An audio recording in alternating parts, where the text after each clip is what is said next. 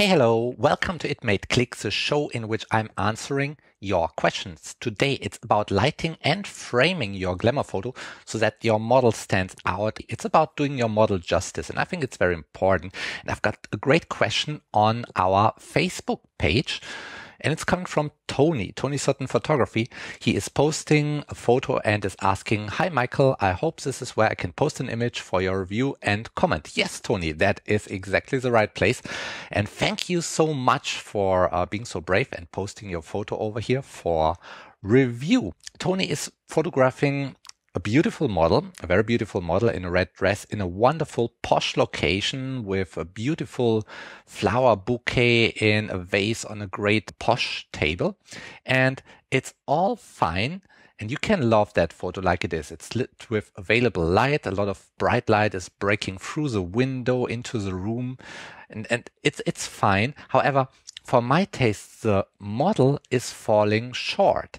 Yeah, she is falling short compared to the bright windows and the bright flower bouquet and the room and so on.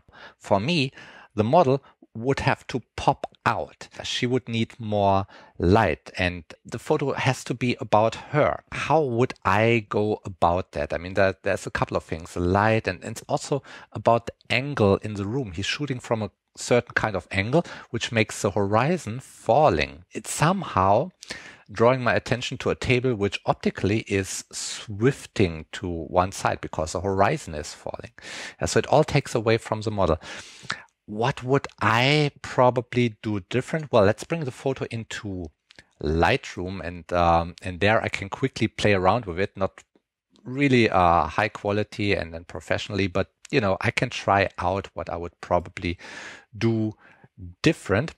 And this is what you can do as well. Put your photos into Lightroom and work on them. See what would you usually do different. Now, the first thing that I would do in such a photo is trying to find an angle where the horizon is straight, the lines are straight, so that all of that doesn't distract from the model. I would try to find an angle where not so much other stuff like vases and so on are in the frame, so that less takes away from the model.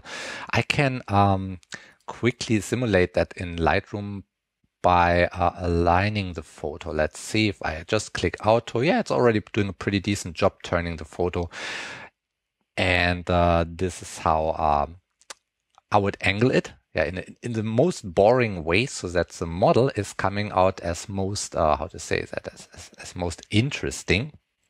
Now, the next thing I would probably do is I would go into the scene. In Lightroom, I can simulate that by cropping in. I would go into the scene so that the model is filling the frame. Yeah, my subject should always fill the frame and not all the other stuff that is in the scene.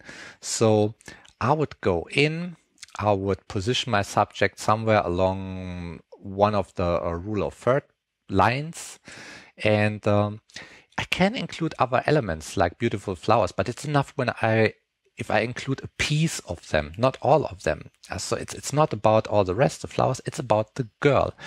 All right, then I would care about the light. There might be a nice bright window in the room, but the window shouldn't catch my attention too much. My eyes are always drawn to the brightest point in a photo, and if that is a window, then it's about the window and not about the model. So I would bring down the ambient light by, let's say, 2 stops probably, so that ambient doesn't catch the attention of my viewers. And at the same time, I have to make my model popping out. So I would probably fill in my model with 2 f-stops or maybe 1.5 f-stop or something, and make her popping out. And this is where usually my flashes and little speed lights come into play. When I put them onto my models and make my models popping out.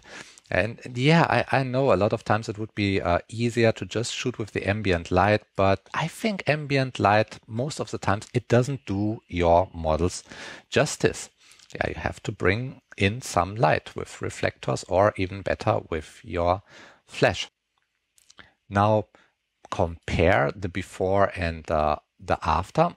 Before, a dark model in front of a bright background, in front of a bright scene, a window that catches my attention.